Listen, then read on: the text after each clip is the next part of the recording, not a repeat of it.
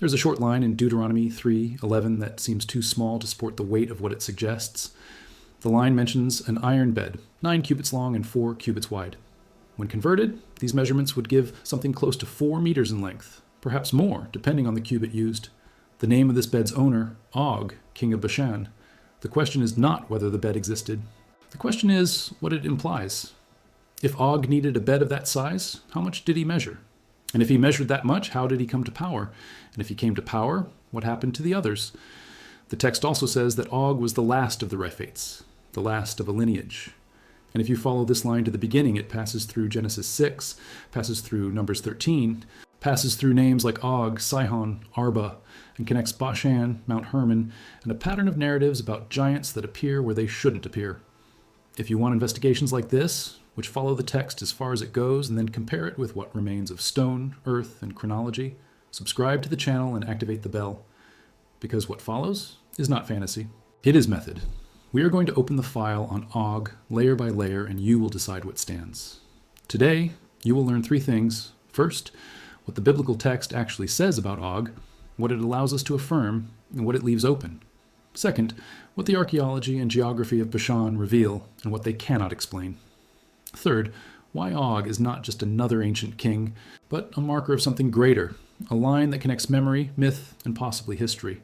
And the point where these 3 things cross is not comfortable. Because if Og was literal, the implications are clear. If Og was symbolic, why does the text insist on numbers, measurements, precise geographical location, and the name of the place where the bed was kept? And if Og was a mixture, distorted memory but based on something, then the question changes. It changes from, was it real, to what was happening in Bashan that generated this type of record? Og appears in Deuteronomy 3. Moses is leading the people of Israel along the east bank of the Jordan. They have already defeated Sihon, king of the Amorites, who controlled the region to the south. Now they advance north toward Bashan. The text says that Og came out to meet them at Edrei. Battle. Victory for Israel. Conquest of 60 fortified cities.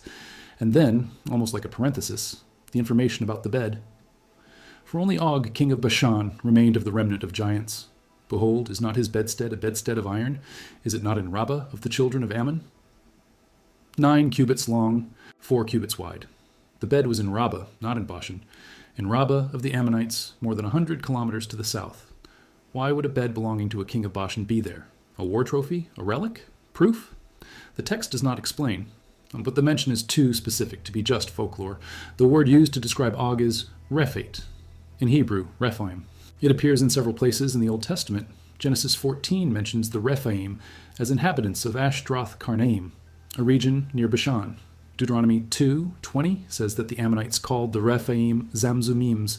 Deuteronomy 3:13 states that the land of Bashan was called the land of the Rephaim. Numbers 13 brings the report of the spies sent to Canaan, who returned saying they saw the Anakim, descendants of the Nephilim, and they felt like grasshoppers before them. Joshua 12 lists Og among the defeated kings. Joshua 13 repeats that he was of the remnant of the Rephaim. The repetition matters. When an ancient text repeats a designation like this, it is marking Og as an exception, as a remnant, as the end of something. So who were the Rephaim? The etymology is debated. Some scholars connect the Hebrew root to the verb rapha, which can mean to heal or to make weak, generating contradictory readings, powerful warriors or spirits of the dead. Others suggest a connection with Rapha, related to giants. Outside the Bible, Ugaritic texts mention the Arpium, beings associated with dead kings, deified ancestors. In Ugarit, located on the coast of Syria, there was a cult to the Arpim, who were invoked as protectors. This places the Rephaim in a broader cultural layer, not just physical giants, but possibly a caste or lineage with almost mythical status. The problem is that the biblical texts treat Og as historical, king, battle, territory, bed, not as myth, but as an event. Now, the bed, 9 cubits long. The standard cubit of the ancient Near East varied between 44 and 52 centimeters, depending on the region and period.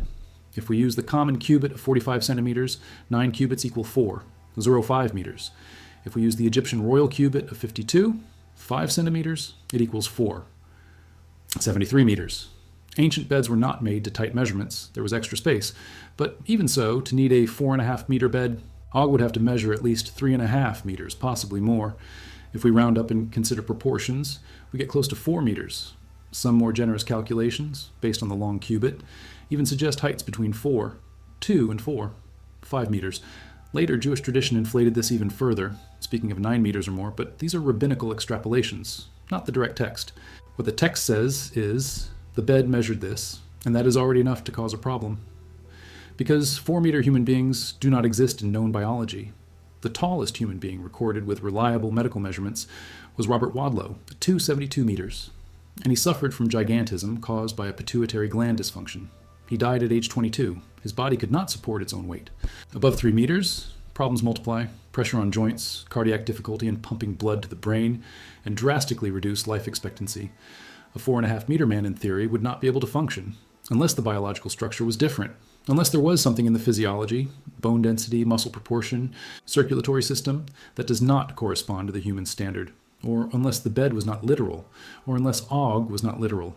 But then, why does the text insist on the iron bed, the measurements, and the location where it was kept?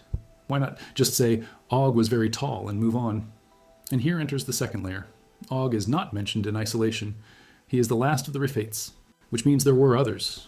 Deuteronomy 2:20-21 says that before the Ammonites, the land was inhabited by the Rephaim, whom the Ammonites called Zamzumims, a people great and many and tall as the Anakim. Deuteronomy 2:10-11 mentions the Emim, also counted among the Rephaim, who inhabited Moab. Genesis 14:5 cites the Rephaim, the Zuzim, and the Emim as peoples defeated by Chedorlaomer and his allies. So the Rephaim were not just Og, they were a population, or at least a lineage within various populations in the Transjordan. The text treats this as known history, not as legend. It treats it as, there were these peoples, they were defeated, Og was the last king of this lineage. The obvious question is, if there were so many, where are the remains? Where are the 4-meter skeletons? Archaeology has not found them. There are no confirmed skeletal remains of 4-meter humans in the region of Bashan, nor in Rabbah, nor in Ashtaroth Karnaim, nor in Edrei. What does exist are megaliths, many of them. Bashan is one of the regions with the highest concentration of megalithic structures in the Levant. Dolmens, funerary structures made of large stone slabs, one horizontal over 2 or more vertical ones, hundreds of them, some with caps weighing several tons, menhirs, stone circles. These structures generally date from the Chalcolithic period and the beginning of the Bronze Age, approximately between 4500 and 2000 BC, long before Og, if we follow the traditional chronology that places the Israelite conquest around 1400-1200 BC. But local tradition has always associated these dolmens with the Rephaim. To this day, some Bedouins call these structures houses of the giants. Oral tradition. It is not proof, but it is a pattern of memory. The question is not whether these structures were made by giants. The question is why tradition connected giants to these structures. And the conventional answer is because they were large. Megaliths impress. Later communities, without technical knowledge of how they were built, attribute the construction to superhuman beings. It is a global pattern. Stonehenge was attributed to Merlin. The pyramids were attributed to aliens by people who cannot imagine slaves dragging blocks. It is cognitive, it is human. But in the case of Bashan, the connection is not post hoc, it is in the text. The biblical text already identifies Bashan as the land of the Rephaim before the arrival of Israel. In other words, the memory was not created afterward, it was there during. And that changes the type of question you can ask, because if the memory of giants in Bashan already existed at the time of the text, then perhaps it is not just mystical attribution. Perhaps the megaliths are evidence of a population with unusual technical capacity.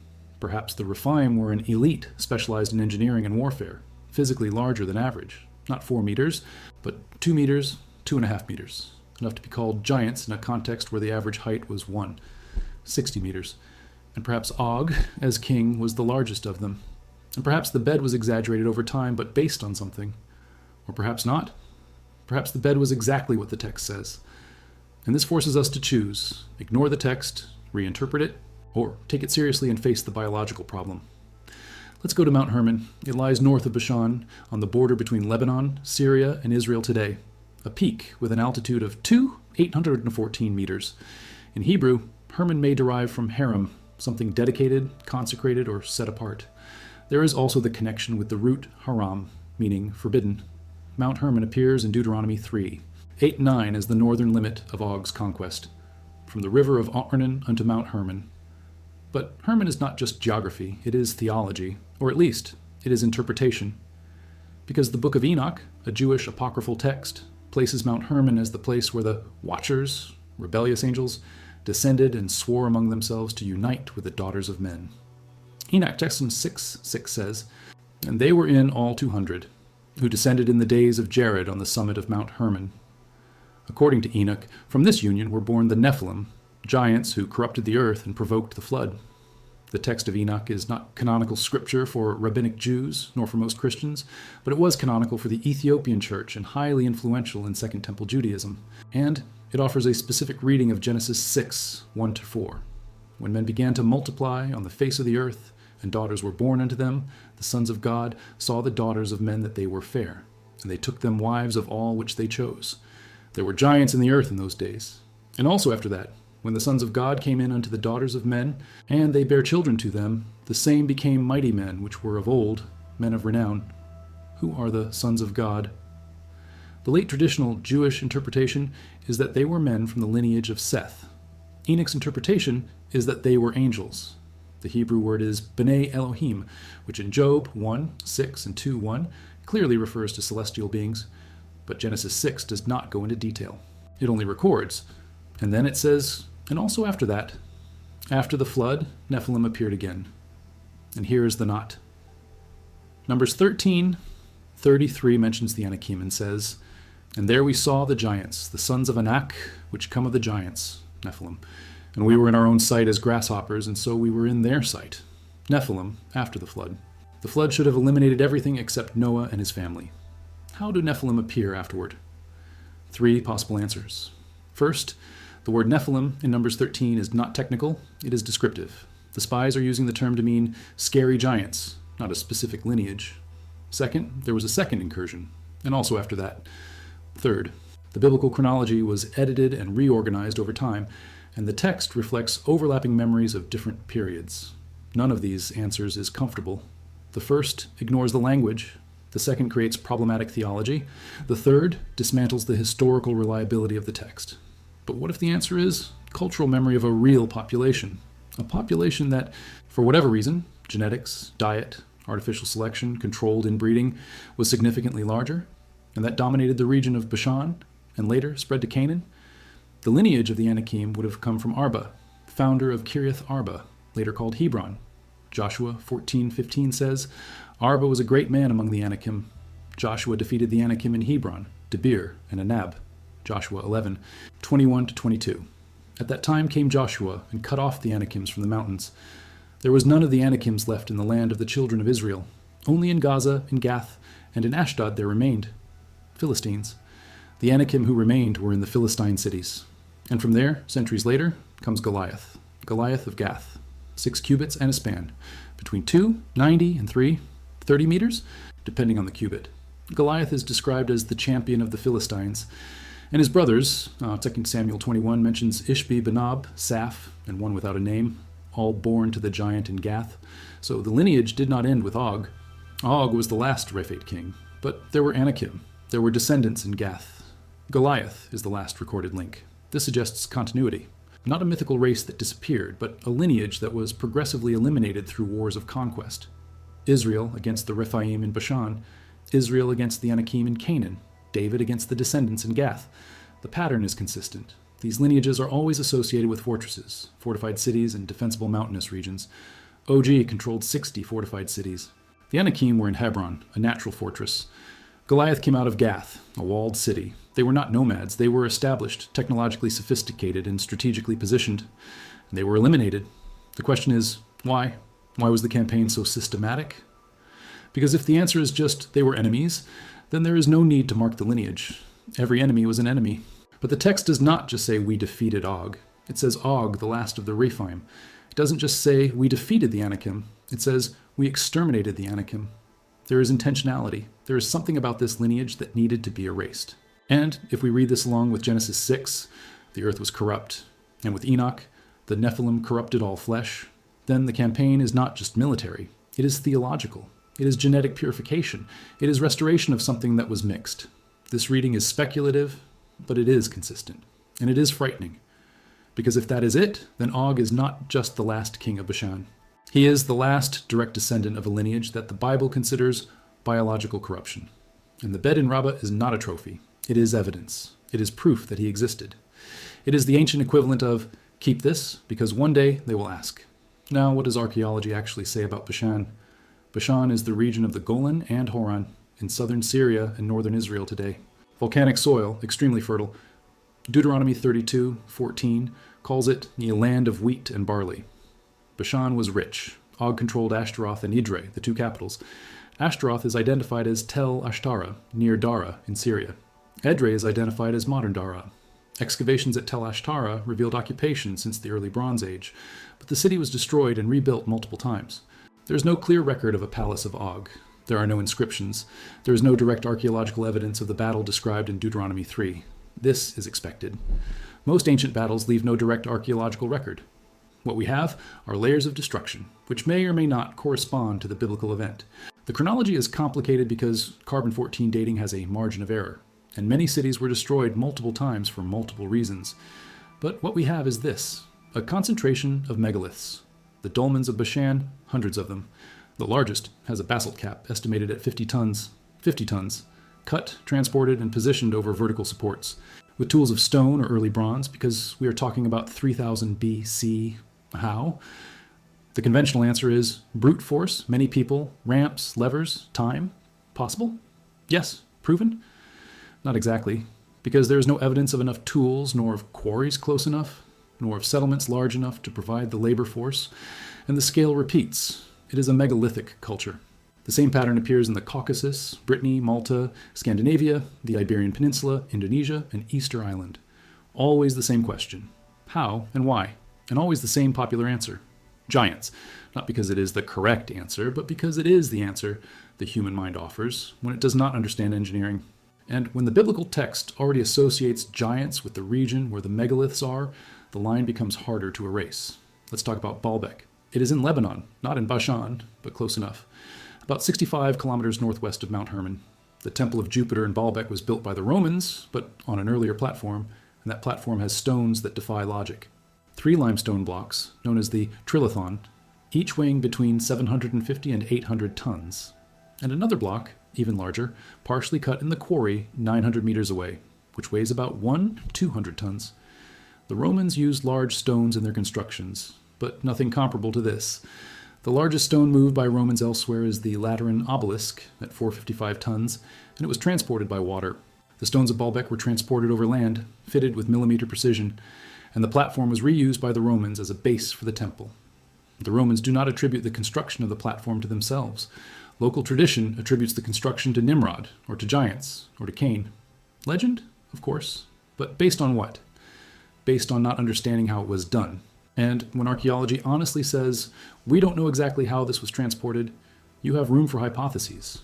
Do you read this as metaphor, historical memory, or a mixture? Why? Leave your answer in the comments, because this matters. We are not here to sell certainty. We are here to open questions that have no ready answer. Returning to the text. Deuteronomy 3 says that Og had 60 fortified cities. All these cities were fenced with high walls, gates, and bars, beside unwalled towns, a great many. 60 fortified cities. This is a real kingdom with infrastructure, administration, economy, metallurgy, iron for the bed, and military strength. Og went out to meet Israel at Edrei with all his army. He lost. Deuteronomy 3:3-6. So the Lord our God delivered into our hands Og also. And we smote him until none was left to him remaining. And we took all his cities at that time, utterly destroying them as we did unto Sihon, king of Heshbon, utterly destroying the men, women, and children of every city. But all the cattle and the spoil of the cities we took for a prey to ourselves. Harem, complete destruction. The same word used for Jericho, for Ai, for the Anakim. Whenever there is a reference to giants or Rephaim, there is harem. Why? Because they were enemies? Everyone was an enemy, but not everyone was exterminated. The Gibeonites made peace and were preserved. The Jebusites remained in Jerusalem until David, but the Rephaim, extermination. And this is a pattern. This is intentional. Genesis 15:18-21 lists the peoples that would be dispossessed by Israel: Canaanites, Kenizzites, Cadmonites, Hittites, Perizzites, Rephaim, Amorites, Canaanites, Girgashites, and Jebusites. 10 peoples. Rephaim is on the list, but Rephaim is treated differently. Deuteronomy 2:11, which also were accounted giants as the Anakims. Deuteronomy 2:20, that also was accounted a land of giants. Giants dwelt therein in old time. The designation is constant, and the destruction is total. Deuteronomy 3:6, as we did unto Sihon, king of Heshbon, utterly destroying the men, women, and children of every city. There is no slavery, no taxation, no vassalage. There is erasure. And if you join this with the language of Genesis 6, all flesh was corrupted, you have a possible reason.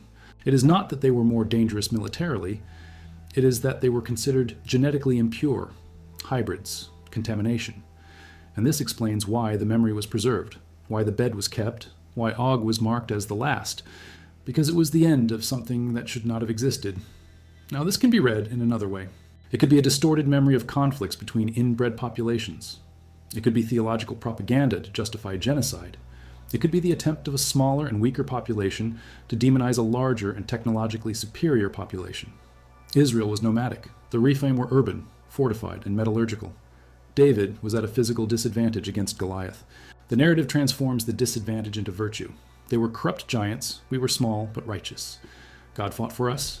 This works as nation building. It works as liberation theology. But it also works if the premise is true, if there really was a genetically distinct lineage, physically dominant and strategically threatening. And the line between useful myth and historical memory is always blurred in ancient texts. Let's look at the linguistics. The word Nephilim in Hebrew comes from the root naphil, meaning to fall. Nephilim, the fallen ones. Enoch reads this literally, fallen angels. But the root can also be read as those who cause to fall, warriors, attackers. Numbers 13. 33 uses Nephilim when describing the Anakim. But the Samaritan Pentateuch, the Greek Septuagint, and other ancient manuscripts have variations. Some manuscripts of the Septuagint translate Nephilim as giants, the titans, or simply transliterate it. The Greek translation giants comes from gigas, which originally meant born of the earth in Greek mythology. So there are already layers of interpretation. Nephilim could be a proper name, a race, a description, giants, or a metaphor, feared warriors. The text is not clear, and when the text is not clear, tradition fills it in. Post-exilic Jewish tradition preferred the reading sons of Seth, plus daughters of Cain, or to mark moral corruption. Early Christian tradition preferred Enoch, yellow angels plus humans, or marker genetic corruption. Both try to explain why God sent the flood. Both presuppose that something was wrong enough to destroy everything. And here is the tension. If Genesis 6 is allegorical, why do Numbers 13, Deuteronomy 2, Joshua 12, and 2 Samuel 21 continue mentioning giants as historical? If it is literal, why are there no skeletons? And if it is mixed, some historical core wrapped in mythical language, where is the line? Archaeology does not help resolve it. Absence of evidence is not evidence of absence, but it is also not a license to affirm whatever one wants. What we have are texts that treat Og as real, a bed with precise measurements, an identifiable territory, huge dolmens in the region, local oral tradition connecting the megaliths to giants, and a narrative sequence of systematic extermination of lineages designated as giants.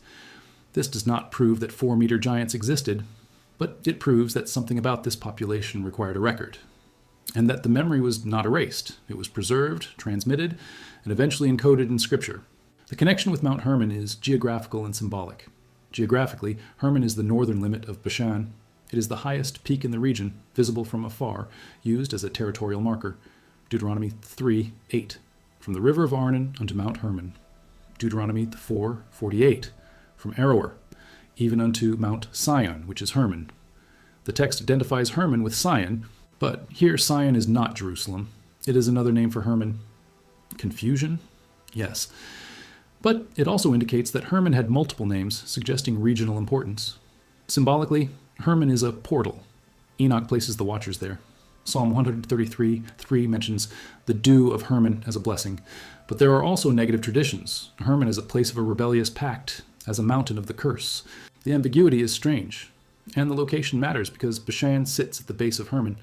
If Hermon is where the mixture began, Bashan is where the descendants settled. And Og is the last king of this lineage. Geography becomes theology. Topography becomes narrative. And the pattern repeats, not only in Israel. The Sumerians had the Anunnaki, described as those who came down from heaven. The Babylonians had the Apkallu, 7 sages who descended before the flood and taught civilization. The Egyptians had the Shemsu Hor, followers of Horus, semi-divine beings who ruled before the pharaohs. The Greeks had the Titans and the giants, born of the earth, who fought against the gods. The Norse had the Jotun, giants of frost and fire, enemies of the gods.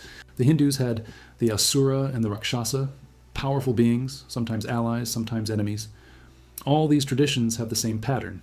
Beings larger than humans, older, associated with knowledge or technology, eventually defeated or expelled. Is it a coincidence? Is it a universal archetype? Or is it memory? The archetype theory says the human mind creates myths to explain the unknown.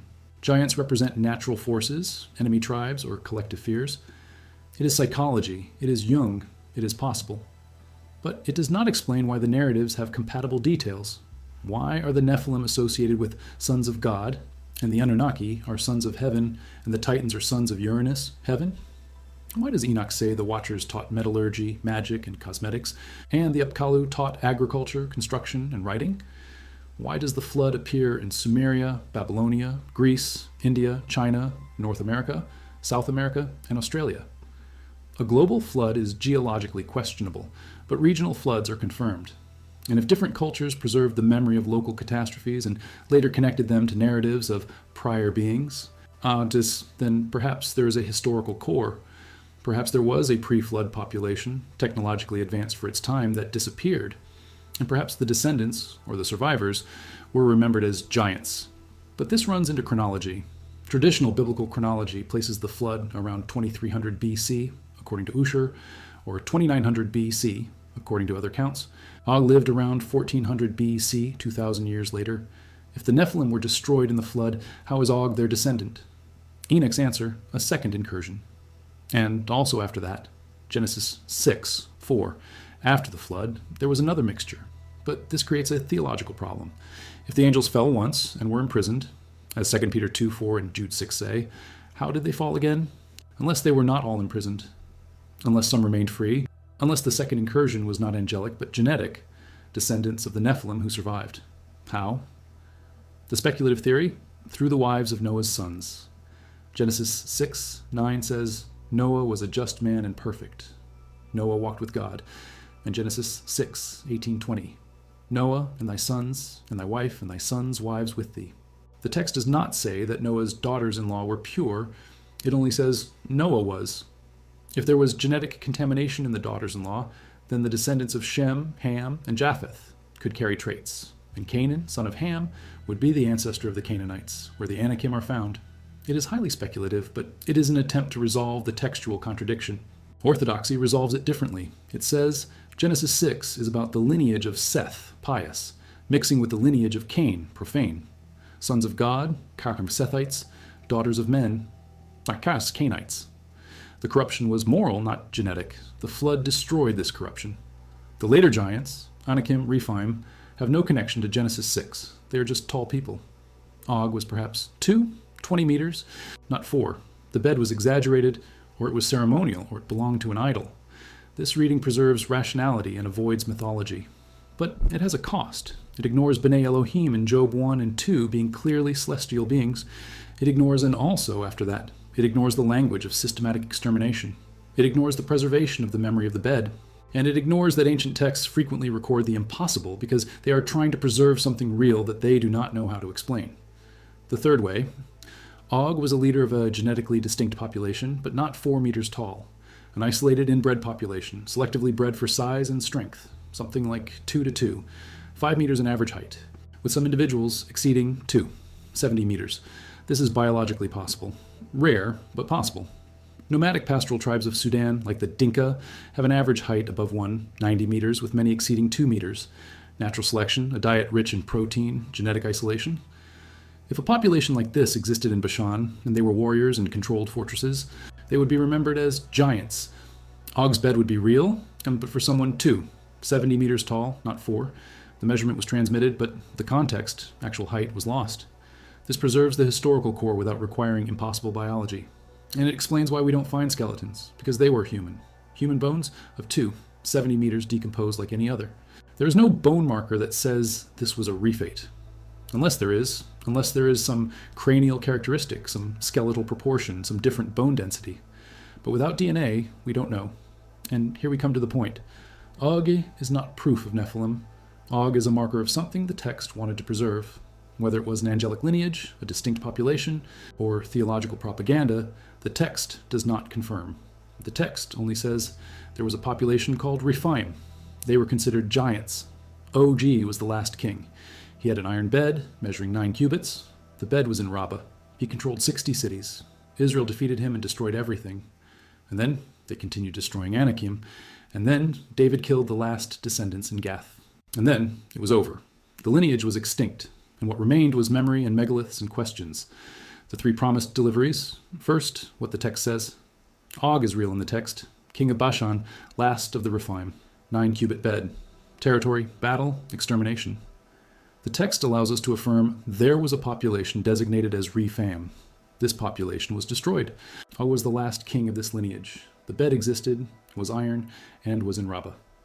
The text does not allow us to affirm Og was 4 meters tall. Og was an angelic hybrid. Og was biologically impossible. The text records the measurement of the bed, not the man. Everything else is inference. Second, what archaeology reveals. Bashan has megaliths. It does not have skeletons of giants. It does not have inscriptions of Og. It has layers of destruction that may or may not correspond to the biblical narrative. The absence of direct evidence does not nullify the text, but it also does not confirm it. What archaeology shows is technical capacity to move stones of dozens of tons, and local oral tradition that connects these stones to giants. Tradition is not proof, but it is a pattern of memory. Third, why Og matters. Og is not just another king. Og is a marker. He connects Genesis 6 to Numbers 13 to Joshua 12 to 2 Samuel 21. He closes a line that begins with sons of God and ends with Goliath. This line can be mythical, historical, or mixed, but it was preserved. And preservation means that something about this lineage was important enough to be remembered. Perhaps because they were a real threat. Perhaps because they represented theological corruption. Perhaps because they were a memory of an earlier era that should not be forgotten. Og is the last because after him there were no more kings of this lineage. There were warriors, Goliath, but not kings. There were descendants, but not dynasties. The elimination was complete, and that is what stands. What remains open, the exact nature of the Rephaim, the relationship between Nephilim and Rephaim, the biological explanation for extreme heights, the origin of the megaliths, the reason for the systematic extermination, the connection between Mount Hermon and Bashan, the meaning of, and also after that. Each of these questions has possible answers, but none is definitive. And perhaps that is what the text wants. Perhaps the ambiguity is intentional, because if the answer were obvious, there would be no debate, and if there were no debate, there would be no preservation. Texts that resolve everything die. Texts that leave questions open survive. Og survived. The bed survived. The memory survived. And now 3,000 years later, we are still trying to understand what happened in Bashan. The final line, if Og was literal, then history is stranger than we were taught. If Og was symbolic, then the symbol carries something that needed to be encoded. And if Og was a mixture, distorted memory but based on something, then the line between myth and history is thinner than we want to admit. What we know is this. The text did not forget Og. Archaeology did not forget Bashan. And the question about what really happened there still has no answer that everyone accepts. And that, in itself, already says something. If you want more investigations like this, that follow the evidence, respect the text, present rival hypotheses with honesty, and let you decide, subscribe to the channel, activate the bell, and leave in the comments which line you think is most plausible. Was Og the memory of a real, biologically distinct population? Or was Og a theological construction to justify conquest? Or something in between the two? We are not selling certainty. We are mapping the territory. And the next territory is even more complicated. The Anakim, Hebron, Goliath, and why the lineage had to be erased down to the last descendant. Because the story of Og does not end in Bashan. It continues in Gath, and it ends with a slingstone.